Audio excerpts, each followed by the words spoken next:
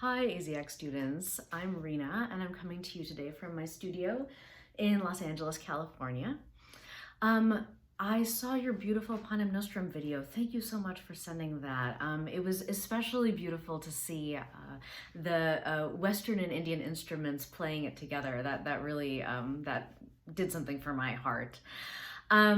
And I thank you also for your questions. You guys have written so many beautiful questions to me, and I'm just gonna dive right in and answer as many of them as I can. So first question, have you always known that you wanted to be a composer?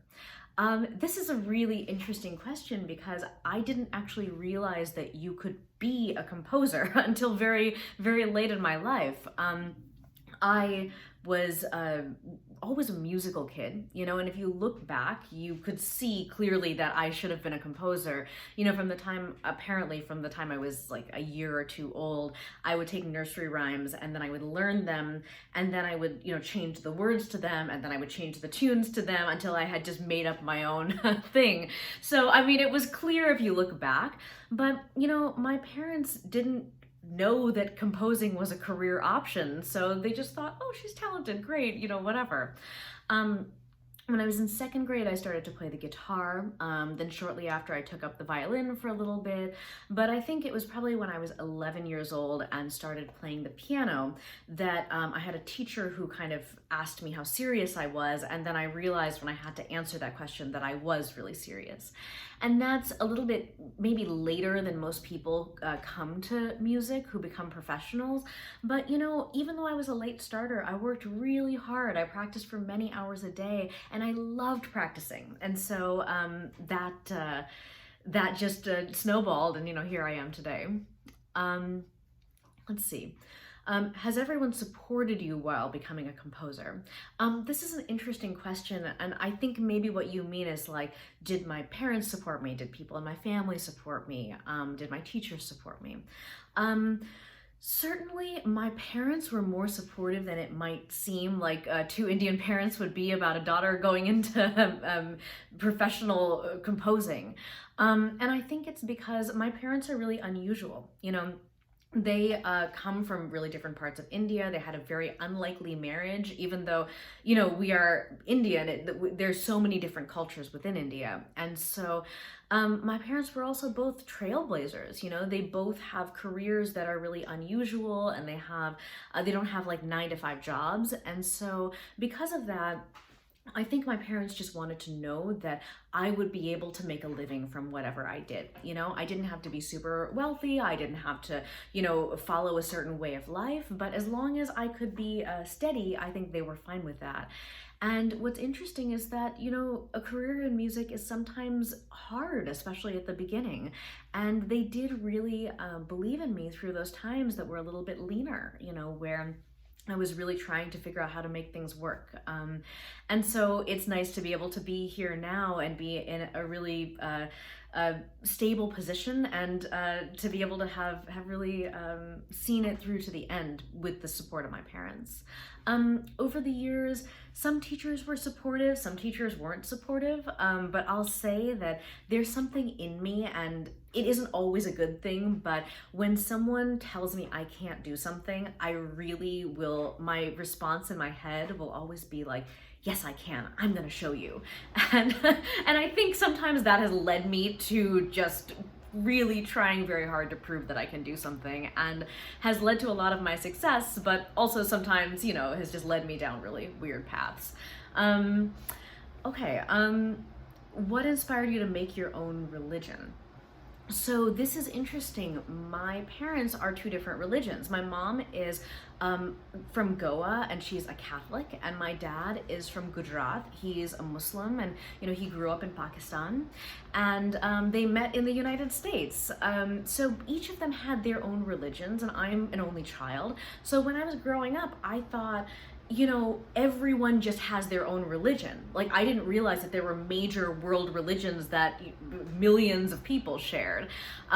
So I just thought, well, they have their religion, like, let me make up mine. And so in a way, I mean, it was just because of the circumstance, but in a way I think each of us does have our own really unique relationship to spirituality. And two people might be Hindu, but what that means to them is slightly different. And so I think it was nice to have that as a child. So yeah. So how do you begin composing a piece of music? It seems like an overwhelming task. It is. It's really scary to look at a blank page and know that I need to put some notes on it. I basically sit at that piano every day, and I just try to see what's coming into my head and what ideas I have. Some days my brain is filled with all kinds of awesome ideas. Other days it is completely empty. On the days when it's empty, I sometimes try to listen to music, go back to some old pieces, do some editing, just try to do something to ease myself into the process of confronting the fact that I need to create something from nothing. It is scary, you're right, but it's also really fun to be able to put things together and create things.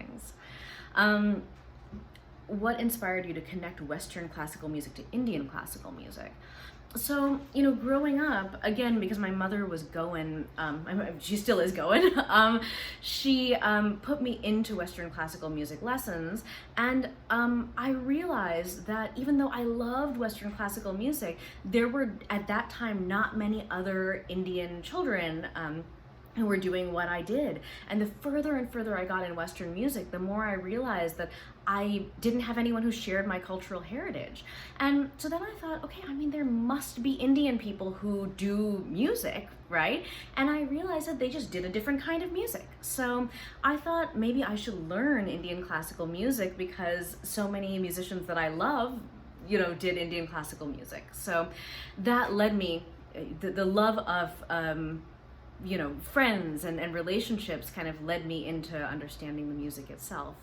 And now, I love being the person who connects those two things, because I'm sure you can imagine that you might have two friends and maybe they speak different languages, but that if they could just talk to each other, they would get along so well. That's how I feel about Indian musicians and Western musicians, that they have so much in common. And if I can just kind of bring them together and have some common ground where they can have a discussion, really beautiful, amazing things will happen. I want people to make friends while playing pieces of mine. So yeah, that's my aim, and that's what I love doing. See, what are you composing right now? So I brought my little list. So this is a list of every piece that I need to compose in the next 3 years, I guess. Composers have to plan really far in advance. So on it are some big pieces for orchestra, for choir. There's some chamber music for a couple different musicians. There's solo music, solo cello, solo violin, solo trombone. All kinds of things. There's a band consortium.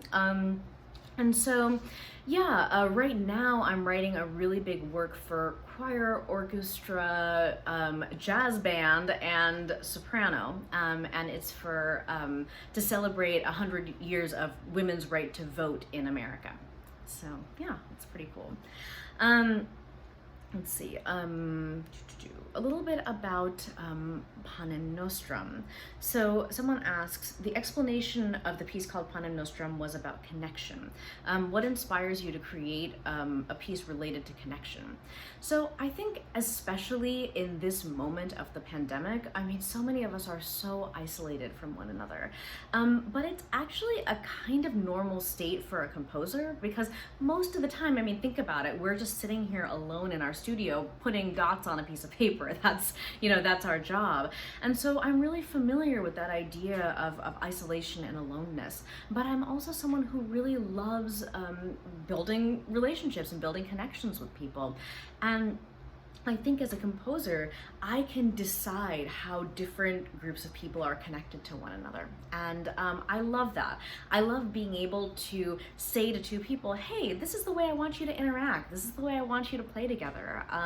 That feels really cool to me. Because you can decide whether you want people to connect, and compete with each other, or whether you want them to connect with love and connect in a way that supports each other. So it's great that I can decide that in my music. Let's see, why do you think getting our daily bread is such an important part of our lives? I think it's important for each of us to think about how we nourish ourselves, and whether that daily bread is literally actually eating bread, or whether it's something else that you need, that you need to nourish your soul.